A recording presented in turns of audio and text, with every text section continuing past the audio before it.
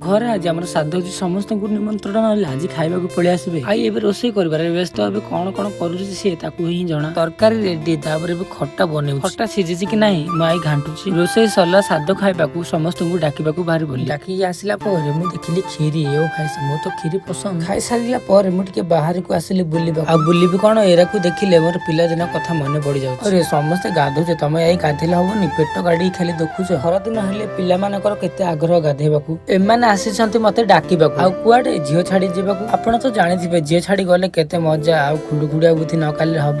ମତେ ଲାଗୁଛି କଦଳୀ ଖାନ୍ଦି ପୁରା ଆଜି ସବୁ ନାଣ୍ଡି କରିକି ଯିବି। ମୁଁ ଆଉ କଣ ଖାଇବି, ଏ ନୁଚି ନୁଚି ସବୁ ଖାଇଦେଲାଣି। ତମେ ଦିଟା ଦେଖିଲେ କଣ ଖାଇପାରିବନି? ଯେତିକି ଆଜି ପାଚିଲା କଦଳୀ ଅଛି ସବୁ ଖାଇକି ନେଇଲୁ। କଦଳୀ ତ ଖାଇଲୁ ଶେଷରେ ନଡୁ ଥିଲା, ନଡୁକୁ ବି ଛାଡିଲୁଣି, ଖାଇଦେଲୁ ସବୁ। ଗାଁରେ ପହଞ୍ଚୁ ପହଞ୍ଚୁ ସମସ୍ତଙ୍କୁ ଥଣ୍ଡା ଦିଆ ହେଲା, କିନ୍ତୁ ଆ ହାତରେ ଦିଟା ଅଛି। ଇଏ ବି କଣ ଦିଟା ଧରିଛି, ଇଏ ବି କଣ କମ, ଦି ହାତରେ ଦିଟା। ଯେତିକି ସାମାନ ଅଣା ହେଇଥିଲା ସବୁ ଓହ୍ଲେଇକି ତଳେ ରଖିଲୁ। ସବୁ ସାମାନ ରଖି ସାରିଲା ପରେ ଗାଁକୁ ଯେତେବେଳେ ଆସିଛେ ନ ବୁଲିକି ଯିବା କି? ବୁଲିକି ଆସିବା ନା।